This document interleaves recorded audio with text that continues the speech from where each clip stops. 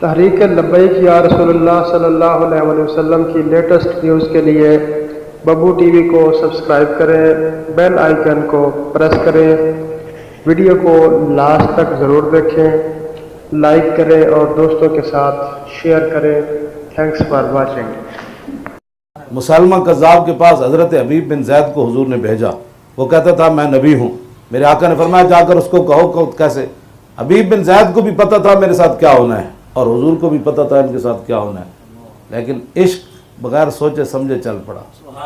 یہ نہیں کہا کہ حضور 10 بندے میرے نال اور بھیجو، وہ پورا لشکر ہوتا بیٹھا ہو تو میرے مروا دے گا۔ اس نے گرفتار کر لیا حضرت حبیب بن زید کو۔ محبت یہ نہیں ہوتی کہ چونڈی کوئی پاوے تو کوئی تھوڑا جا کان کچے کرے تو بندہ کان دوسرے پاسے ٹور پڑے۔ آپ کو گرفتار کر لیا۔ گرفتار کرنے کے بعد پوچھنے لگا اتشہد انی رسول اللہ، کہ تو گواہی دیتا ہے کہ میں اللہ کا رسول ہوں؟ آپ نے فرمایا اللہ اسمع و راہ کا، اور ان کہتے ہیں بک بک بک بےہودہ بات ہے۔ فرمایا میں تیری بےہودہ گفتگو سن ہی نہیں رہا، تو کیا کہہ رہا ہے؟ آج لوگ کہتے ہیں مرزائیوں کی بھی سنو۔ میں نے کہا صحابی نے تو نہیں سنی، کہا لا اسمع و راہ کا، تیری بک بکارے تو میں سن ہی نہیں رہا، تو کیا کہہ رہا ہے؟ جب حضور خاتم النبیین ہے تو پھر کسی کی بک بک سننے کا مطلب ہی کوئی؟ جس نے سن لیا وہ تو جال میں پھنس گیا۔ جب رسول اللہ نے خود فرما دیا نا خاتم النبیین لا نبی بعدی، بات ختم۔ آج مرزائیوں کو بہت جناب دیا جا رہا ہے کہ جی یہ بھی انسان ہے۔ مرزائی تو انسان کہنا بھی انسانیت کی توہین ہے۔ میرے آقا مولا نے فرمایا ما بین السماء والارض الا یعلم انی رسول اللہ، فرمایا زمین آسمان میں شے ہی ایسی کوئی نہیں جو یہ نہ جانتی ہو کہ میں اللہ کا رسول ہوں۔ عبداللہ بن جعفر کہتے ہیں کہ میں حضور کے ساتھ ایک باغ میں گیا، وہاں ایک اونٹ باندھا ہوا تھا ایک صحابی نے۔ میرے آقا نے فرمایا کیوں باندھا ہوا ہے؟ کہا جی یہ پاگل ہے، یہ کاٹتا ہے۔ حضور نے فرمایا اس کو کھول دو۔ جب کھولا تو اونٹ بھاگتے ہوئے وہ لمبے لمبے ہونٹ اس نے حضور کے پاؤں پر رکھ دیے۔ تو صحابہ نے کہا جی ابھی تو پہلے کاٹتا تھا، اب کیا ہو گیا؟ فرمایا زمین آسمان میں چیز ہی ایسی کوئی نہیں جو یہ نہ جانتی ہو کہ میں اللہ کا رسول ہوں۔ جب پاگل اونٹ یہ جانتا ہے کہ یہ اللہ کے رسول ہے۔ سبل الہدی والرشاد 14 جلدیں اس کی میں مدینہ پاک سے خرید کر لایا۔ اس کے اندر امام شامی نے لکھا کتا پاگل ہو گیا، قریب سے ایک ذمی گزرا، جیسے ہمارے ملک میں عیسائی رہتے ہیں، ہندو رہتے ہیں، کافر بن کر دنیا میں رہے، اس کو رہنے کی اجازت ہے۔ اس سے بڑا تو کائنات میں بات کوئی نہیں۔ میرے آقا نے فرمایا من قتل معاہدا من غیر کنات حرم اللہ علیہ الجنہ۔ یہ اقوام متحدہ قیامت تک اس گرد راہ کو بھی اس فرمان کو نہیں پہنچ سکتی۔ آج ہمیں لوگ بڑی باتیں کرتے ہیں۔ میرے آقا نے فرمایا جو کسی مسلمان ملک میں کافر پناہ لے کر رہ رہا ہو اور بغیر وجہ کے کسی مسلمان نے اس کو قتل کر دیا تو اللہ وظیفے کی شکل میں اور انعامات کی شکل اس سے بڑا کوئی حقوق ہے ان کو، لیکن من غیر کنات بلا وجہ کافر ہونے کی وجہ گستاخ رسول کا مسئلہ اور ہے۔ مسلمانوں کو اندر سے ان کی میں نے جرمن ٹی وی والے آئے انٹرویو لینے، تو میں نے ان کو کہا کہ خدا کے لیے ہمارے سر سے نیچے اترو۔ تو لگا کیا مطلب؟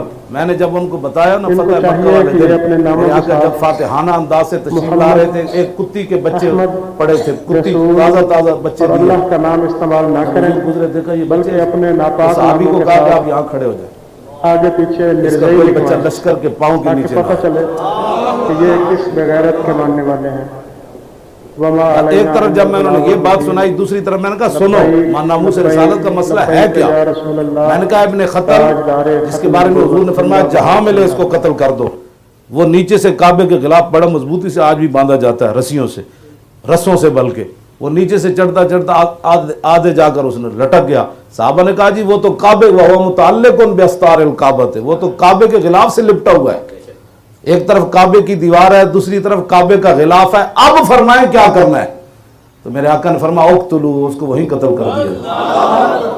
میں نے ان کو کہا، میں نے کہا بتاؤ کتی کے بچے تو بچ گئے، انسان کعبے کے ساتھ لپٹا ہوا کیوں نہ بچا؟ میں نے کہا اس مسئلے کو سمجھو۔ وہ حیران ہو کر مجھ سے پوچھنے لگا کہ واقعی ایسے بات ہے؟ میں نے کہا واقعی۔ کہنے لگا ہمیں تو کچھ اور ہی بتایا جاتا ہے۔ تو مجھے کہنے لگا جو اسلامی سکالر ہے آپ کا ان سے رابطہ نہیں ہے؟ میں نے کہا میرا تو نہیں ہے، آپ کا ہے نا؟ کہنے لگا ہاں۔ میں نے کہا وہ ہمارے سکالر نہیں ہے، وہ آپ کے ہیں، آپ تھے نا اس میں، یہ بھی تھے اس میں۔ میں نے کہا یہ غلط اسلام کی، تو میں نے کہا کہتا ہے ہم نے تو سنا ہے عیسائی کو یہاں بہت تنگ کیا جا رہا ہے، میں نے کہا ابھی گاڑی نکالتے ہیں یوحنا آباد چلتے ہیں, میری کرسی وہاں, میں پر گلیوں میں پھروں گا, کوئی ایک عیسائی بھی مجھے کچھ کہے گا تو پھر بات کر لوں, یا سارے عیسائیوں کو مسجد کے باہر لاؤ, کوئی مسلمان انہیں دیکھ کر پریشان نہیں ہو. میں نے کہا تم ناموس رسالت کے حساس مسئلے کو سمجھو. یہاں لاکھوں عیسائی عورتیں رہتی ہیں, کبھی کسی نے تھپڑ بھی نہیں مارا, مسلمانوں کے گھروں میں کام کرتی ہیں, مسلمان ان کی مدد کرتے ہیں, ان کی بچیوں کی شادیوں میں ان کو پیسے دیتے ہیں. میں نے کہا وہ تو ایک ہے, سارے دونوں جہان بھی برباد ہو جائے نا تو ناموس رسالت میں ان کی کوئی حیثیت نہیں ہے دونوں جہانوں کی. اس مسئلے کی حساسیت کو لوگ سمجھے نہیں, اور لوگوں نے فوراً کہہ دیا جی یہ ایسے نہیں تھا تو ایسے نہیں تھا. وہ میں ذمی سے بات آگے چلائی, وہ ذمی کافر جو تھا مسلمانوں کے ملک میں عیسائی رہے لاکھ بار رہے, ہندو رہے لاکھ بار رہے, ہمیں تو کوئی غرض نہیں اس سے, یہودی رہے بدھ مت رہے, لیکن حضور کے بارے میں بات کر کے کوئی زندہ نہیں رہ سکتا. یہ مسئلہ ہے, اور یہ میرا مسئلہ نہیں ہے سمجھو مولوی خادم 1400 سال کے بعد, یہ مسئلہ ہے, اس کو سمجھنے کی ضرورت ہے. ہمیں کوئی گالی دے دے لاکھ بار دے, ہمارے باپ کو کوئی گالی دے لاکھ بار دے, لیکن حضور کے بارے میں تو سانس لینے کا بھی مسئلہ ہے. میدان حدیبیہ میں ایسے عروہ بن مسعود نے حضور کی مبارک داڑھی کی طرف ہاتھ کیے ایسے, اور بطور خوشامد کیے, دنیا میں بھی آئے داڑھی نو لوگ ہاتھ لا دیں گل مک جاندی, ایسے اس نے کہا کہ جانے دیجی صلح کر لے, ایسے کہا تو پیچھے بھتیجے کھڑے تھے مغیرہ بن شعبہ, ابھی چچا نے اسلام قبول نہیں کیا, تو بغیر حضور سے پوچھے چاچے کے ہاتھ پر تلوار کا دستہ مار دیا. اخر یدکان لحیت رسول اللہ واللہ تصل الیک, فرمایا چاچے اگرچہ تو خوشامد کر رہا ہے لیکن یہ انداز ہمیں بے ادبی کا نظر آ رہا ہے, اگر دوبارہ ایسے ہاتھ کیا تو میں کاٹ کے رکھ دوں گا, پیچھے کرا. صحابہ تو ایسے بھی برداشت نہ کر سکتے. آج 2-2 فٹ کی لوگ زبانیں کھولیں اور پھر کہیں گے جی اس میں, وہ اوباما نے بھی ایک لفظ کہے تھے, آپ تو انگلش پڑھے ہوئے ہیں, کہنا فریڈم آف سپیچ کیا کس کا کہتے ہیں, ہاں بولنے کی آزادی رائے ضرور ہے لیکن حضور کے بارے میں نہیں ہے. یہاں تو لا ترفعوا اصواتکم ہے, یہاں تو رب برداشت نہیں کر رہا. لا ترفعوا اصواتکم فوق صوت النبی ان الذین یغضون اصواتهم عند رسول اللہ اولئک الذین امتحن اللہ. امتحان سے فرمایا جنہوں نے میرے حبیب کے سامنے اپنی آوازوں کو پست رکھا, اللہ نے ان کے تقوی کا امتحان لے لیا. اس کا معنی یہ ہے کہ قیامت تک تقوی یہ ہے کہ نبی کا احترام کیا جائے. تقوی یہ نہیں ہے مولوی خادم بڑا مولوی بن جائے, تقوی یہ ہے کہ نبی کا جتنا کوئی احترام کرے گا اتنا بڑا تقوی والا ہے. احترام یہی تھا نا, صدیق اکبر کو کئی سانپ لڑے غار میں تو لم یتحرک, ایسے بھی نہیں کیا, یہ تو تھا. اب حضرت فاروق اعظم فرمایا کرتے تھے صدیق سارے نیکیاں لے لے, وہ غار والی نیکی دے دے تو. بلکہ آپ حضرت عمر کے دور خلافت میں کسی نے کہا کہ عمر صدیق سے بہتر ہے, تو آپ نے فرمایا لیلۃ ابی بکر خیر من آل عمر. فرمایا عمر تو درکنار, عمر کا سارا خاندان بھی ایک طرف کھڑا ہو جائے نا تو صدیق کی غار والی نیکی پھر بھی افضل ہو. یہ اسلام ہے جی, دے اندر تسی میں دس دینا کوئی فرقہ واریت والی, میں تو بات ہی کوئی نہیں.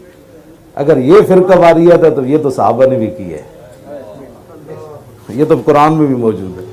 میں حافظ ہوں, میں ساری وہ ایتیں صرف پڑھ دوں نا جو حضور کی شان میں اللہ نے فرمائی. رائنا کے 7 معنی بیان کیے ہیں امام فخر الدین رازی نے, صرف ایک معنی میں بے ادبی بنتی تھی, ایک معنی میں, باقی سارے معنی وہ قرآن نے بھی لیم بے ورائنا لیم بے السنت وطانن فی الدین. ذرا ٹیڑھا کر کے یہودی کہنا رائنا تو اس کا معنی خطرناک بن جاتا ہے. تو معاذ حضرت سعد بن معاذ سنا یہودیوں کے وہ رائنا ایک دوسرے کو کہہ رہے ہیں, آپ نے فرمایا یا اعداء اللہ و لعنت اللہ علیکم, بغیر سوچے. ان یہودیوں کو دیکھا وہ ایک دوسرے کو ہنس کر کے نا رائنا کہہ رہے تھے, تو آپ نے بغیر سوچے سمجھے فرمایا یا اعداء اللہ و لعنت اللہ علیکم. فرمایا اللہ دے دشمنوں تو اڑے تے لعنت ہوے. لئن سمعت من رجل یقول علی رسول اللہ لاضربن عنق ہو, آج کے بعد اگر کسی نے حضور کو رائے نہ کہا تو میں اس کی گردن اتار کر رہا. یہ صحابی کا فیصلہ حضور سے پوچھے بغیر تھا. پوچھ کے جدو دی امت نے محبت کی تھی نا, وہ پھر گھروں ہی نہ نکلی. جب پوچھے بغیر ہے تو پھر بغیر سوچے سمجھے سمندروں میں بھی گھوڑے ڈال دی. پھر دریائے دجلہ کو بھی کہا کہ ہم نے پار جانا ہے. پھر شیر کو حضرت سفینہ نے فرمایا یا ابا الحارث انا مولا رسول اللہ, فرمایا خیال کرنا میں حضور کا غلام ہوں۔ معاذ بن جبل کو راستے میں شیر مل گیا، آپ یمن میں بن کے حاکم جا رہے تھے، تو شیر پہ جب آنے لگا تو آپ نے فرمایا جانتے ہو میں حضور کا خادم بن کر جا رہا ہوں یمن میں، تو فبس بسا، وہ آپ کے پاؤں چاٹنے لگا۔ کہا نہیں جی نہیں، جن کا آپ نے نام لیا ہم بھی ان کو جانتے ہیں۔ تو بس اتنی بات ہے، انہیں کی محمد سے وفات ہوئی۔